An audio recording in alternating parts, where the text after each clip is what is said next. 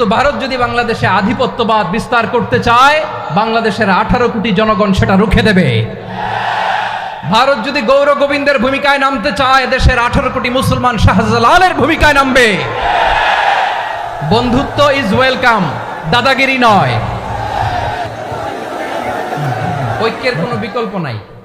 গত 50 বছর তো দেখেছি এই ডিসইউনিটি, অনৈক্য, বিভেদ, বিচ্ছিন্নতা আমাদেরকে কোথায় নিয়ে গিয়েছে। এই যে দেখেন, কিছুদিন আগে আমাদের বর্তমান নেতা ডক্টর ইউনূস, উনি সব রাজনৈতিক নেতৃবৃন্দদেরকে ডেকেছেন একটা ইস্যুকে কেন্দ্র করে। তার মানে গোটা বাংলাদেশ এক হয়ে গিয়েছে। আমরা সবাই উদ্বেলিত হয়েছি, উচ্ছ্বসিত হয়েছি, ঠিক কিনা বলেন?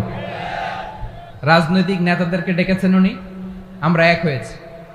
এরপরে ধর্মীয় অঙ্গনের যে লিডাররা, বিভিন্ন ধর্মের, শুধু মুসলিম না, সবাইকে ডেকেছেন, আমরা ঐক্যবদ্ধ হয়েছি। এটাকে বলে ন্যাশনাল ইউনিটি, জাতীয় ঐক্য। যে কোনো ধরনের কনস্পাইরেসি, ষড়যন্ত্র, আধিপত্যবাদ মোকাবেলায় জাতীয় ঐক্যের চেয়ে মোক্ষম হাতিয়ার আর নাই। আমাদের একটা প্রতিবেশী দেশ আছে, আমরা আমাদের দেশ নিয়ে যত ভাবি, তারা তার চেয়ে বেশি ভাবে। কথা বুঝতেছেন না? আরো ভেঙে বলতে হবে। হ্যাঁ, আমরা আমাদের দেশ নিয়ে যত উদ্বিগ্ন, এদের আরো টেনশন বেশি। বলেন, আমাদের দেশে শান্তি আছে না নাই? আমরা হিন্দু মুসলিমে কখনো দাঙ্গা লাগে? আসতে বলেন, কেন লাগে? ওদের পূজা পার্বণে আমাদের মাদ্রাসার ছেলেরা যে পাহারা দেয়, চিল্লায় বলেন ঠিক কিনা? আমাদের তাফসির মাহফিলের সময় ওরা ডিস্টার্ব করে, ঢোল বাজায় না। ওদের পূজা পার্বণের সময় আমাদের তাফসির মাহফিলের ডেট হলে আমরা চেঞ্জ করে দেই। সুবহানাল্লাহ, কি সাম্প্রদায়িক সম্প্রীতির রোল মডেল। আর ওই বাংলাদেশের ব্যাপারে তারা অনেক ডিসইনফরমেশন ছড়াচ্ছিল। ভারতের অনেকগুলো গণমাধ্যম, আমি জেনারেলাইজ করব না, আমাদের প্রতিবেশী দেশের সব গণমাধ্যমকে আমি দোষ দিতে চাই না। অনেকগুলো গণমাধ্যম তারা ডিসইনফরমেশন শেয়ার করেছে। ডিসইনফরমেশন আর মিস ইনফরমেশনের পার্থক্য আছে। মিস ইনফরমেশন না জেনে ভুল বুঝে একটা মিথ্যা বা ভুল তথ্য ছড়িয়ে দেয়া, এটার ক্ষমা আছে, এটার কি আছে। আর ডিসইনফরমেশন মানে ইচ্ছা করে, প্ল্যান করে, ম্যাপ করে, ছক এঁকে মিথ্যা, গুজব, রটনা সোশ্যাল মিডিয়ায় ছড়ানো, এটার ক্ষমা আছে? আওয়াজ করে বলেন, ক্ষমা আছে? ভারতের কিছু গণমাধ্যম তাই করেছে। আমরা ব্যথিত হয়েছি, আমাদের হৃদয়ে রক্তক্ষরণ হয়েছে। আমাদের প্রতিবেশী দেশকে বলতে চাই, আমাদের দেশ নিয়ে আপনাদের ভাবার দরকার নাই। নিজের চরকায় তেল দেন, নিজের দেশ নিয়ে ভাবেন। গত মাসের ভয়েস অফ আমেরিকার রিপোর্ট, বাংলাদেশে সংখ্যালঘু জনগোষ্ঠী আগের চেয়ে বেশি নিরাপত্তা পাচ্ছে। Report voice of America, Muslim report নাকি? মুসলিম জরিপ, ভয়েস অফ আমেরিকা। কথা বুঝে নাই বোধহয়। ভয়েস অফ আমেরিকা কি আমাদের রিপোর্ট না? ভয়েস অফ আমেরিকার জরিপ, বাংলাদেশে সংখ্যালঘু জনগোষ্ঠী আগের চেয়ে ভালো নিরাপত্তা পাচ্ছে। শুধু এখানেই শেষ না, মাইক্রোসফটের একটা জরিপ শোনায় আপনাদেরকে। তারা সারা পৃথিবীতে গুজব, ভুয়া আর মিথ্যা নিউজ ছড়ানোতে কোন দেশ সেরা একটা রিপোর্ট করেছে। এর মধ্যে 1 নম্বরে এসেছে ভারতের নাম। মাইক্রোসফট তো মুসলমানরা চালায় না? কথা বোঝে নাই বোধহয়। প্রতিবেশী দেশকে বলবো, আপনারা নিজের চরকায় তেল দেন, আপনারাও শান্তিতে থাকেন, আমাদেরকেও শান্তিতে থাকতে দেন। সব চেঞ্জ করা যায়, প্রতিবেশী চেঞ্জ করা যায় না। আমাদের ল্যান্ড তাদের ল্যান্ড, পাশাপাশি। আমরা চাই তারাও সুখে থাক, আমরাও সুখে থাকি, ঠিক কিনা? কিন্তু প্রতিবেশী হলে বন্ধুত্বপূর্ণ আচরণ করতে হয়। প্রতিবেশী যদি বন্ধু না হয়ে প্রভু হতে চায়, এরকম দানব প্রতিবেশী কেউ চায় না। ভারত যদি বন্ধুত্ব উপহার দেয়, আমরাও বন্ধুত্ব দিব, কি বলেন? তারা যদি বন্ধু সুলভ আচরণ করে, আমরাও বন্ধুত্ব উপহার দেব। কারণ আমাদের পররাষ্ট্র নীতি হচ্ছে সবার সাথে বন্ধুত্ব, কারোর সাথে বৈরিতা নয়। আলহামদুলিল্লাহ বলেন, কত চমৎকার পলিসি আমাদের। আমরা নির্বিবাদী, আমরা বাংলাদেশিরা শান্তিকামী। We are proud of that. এজন্য আমরা গর্ববোধ করি।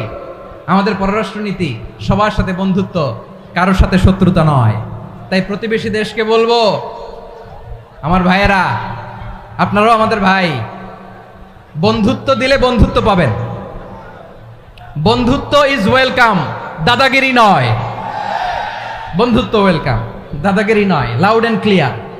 ভারত যদি বন্ধুত্ব দেখায় বন্ধুত্ব পাবে, কিন্তু ভারত যদি বাংলাদেশে আধিপত্যবাদ বিস্তার করতে চায়, বাংলাদেশের 18 কোটি জনগণ সেটা রুখে দেবে।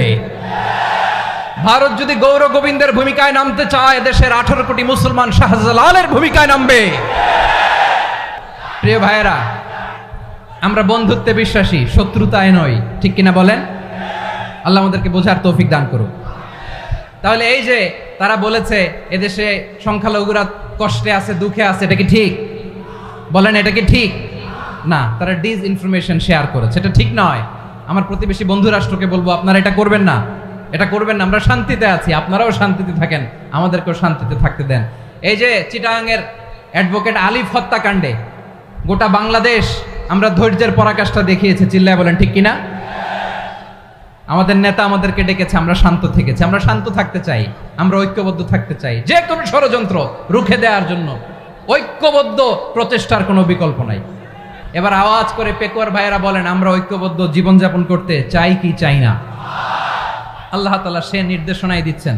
আল্লাহ তাআলা ইরশাদ করছেন, ওয়া'তাসিমু বিহাবলিল্লাহি জামিআন ওয়া লা তাফাররাকু ওয়াযকুরু নি'মাতাল্লাহি আলাইকুম إذ كنتم أعداء فألف بين قلوبكم فأصبحتم بنعمته إخوانا وكنتم على حفرة من النار فأنقذكم منها كذلك يبين الله لكم آياته لعلكم تهتدون الله أكبر পড়েন। আল্লাহ বললেন, ও গোলামেরা শোনো, ওয়াতাসিমু বিহাবিলিল্লাহি জামিআ, ও আমার গোলামেরা সবাই মিলে আল্লাহর রশিকে আঁকড়ে ধরো। আল্লাহর রশি হলো ইসলাম, আল্লাহর রশি হলো কোরআন। আল্লাহ বললেন, কোরআনকে আঁকড়ে ধরো, ইসলামকে আঁকড়ে ধরো। একা একা আঁকড়ে ধরলে চলবে না, জামিআ সবাই মিলে আঁকড়ে ধরো। এই আদেশটা আমাদের জন্য দান করেছেন কে? আল্লাহ তাআলার নির্দেশ, ওয়াতাসিমু বিহাবলিল্লাহি জামিআ, সবাই মিলে আল্লাহর রশিকে আঁকড়ে ধরো। হাবলুল্লাহ মানে আল্লাহর রশি। হাবলুল্লাহ মানে কি? রশি। এই হাবলুল্লাহ আল্লাহর রশি বা আল্লাহর রজ্জু দ্বারা উদ্দেশ্য হচ্ছে ইসলাম। আল্লাহর রশি দ্বারা উদ্দেশ্য কি? তাফসিরে অনেক ব্যাখ্যা এসেছে। এই এরকম পরিস্থিতিতে তাফসিরের সূক্ষ্ম সূক্ষ্ম বিষয়গুলো আমরা শোনাতে চাই, কিন্তু পরিবেশ হয়ে ওঠে না। আল্লাহর রজ্জু বা আল্লাহর রশি দ্বারা উদ্দেশ্য হচ্ছে ইসলাম। আল্লাহর রজ্জু বা আল্লাহর রশি দ্বারা উদ্দেশ্য হচ্ছে কোরআন। কারণ কোরআন আমাদেরকে ঐক্যবদ্ধ করে, ইসলাম আমাদেরকে ঐক্যবদ্ধ করে। চিল্লায় বলেন ঠিক কিনা? এজন্য আল্লাহ বললেন, তোমরা আমার রশিকে আঁকড়ে ধরো, বিচ্ছিন্ন হয়ে না। আমার দেয়া নেয়ামতগুলো স্মরণ করো। যখন তোমরা ছিলে শত্রু, তোমাদের মধ্যে হৃদয়ে আমি আল্লাহ ভালোবাসা ঢেলে দিলাম, ফলে তোমরা সবাই ভাই ভাই হয়ে গেলে। তোমরা সবাই ছিলে জাহান্নামের কিনারায়, জ্বলন্ত অগ্নিকাণ্ডের পাশে। আমি আল্লাহ দয়া করে ঈমানের বদৌলতে তোমাদেরকে আগুন থেকে ফেরালাম। আমি আল্লাহ দয়া করে তোমাদেরকে জান্নাতের পথ দেখিয়ে দিলাম। সুবহানাল্লাহ পড়েন। এমন পথ দেখালাম যেই পথ তোমাদেরকে জান্নাতে নিয়ে যাবে, পথের দিশা তোমরা পাবে। লাআল্লাকুম তাহতাদুন। প্রিয় ভাইরা, তাহলে আমাদের যে ঐক্যবদ্ধ থাকতে হবে, এই নির্দেশটা কার? নাকি মন মতো আমি বানায় বলতেছি? আওয়াজ করে বলুন, নির্দেশটা কার? আল্লাহ। তাহলে আমাদেরকে ঐক্যবদ্ধ জীবন যাপন করতে হবে। প্রিয় ভাইরা, ইসলাম আমাদেরকে ঐক্যবদ্ধ করে। ইসলাম আমাদেরকে কি করে? সংঘবদ্ধ করে, ঐক্যবদ্ধ করে। বিচ্ছিন্ন হওয়া যাবে না। বিরোধ, বিচ্ছিন্নতা, মতানৈক্য, এগুলো আমাদেরকে ধ্বংস করে, আমাদেরকে দুর্বল করে। আর আমাদের ঐক্যবদ্ধ প্রচেষ্টা আমাদেরকে বিজয়ের দিকে এক ধাপ এগিয়ে নেয়। চিল্লায় বলেন ঠিক কিনা?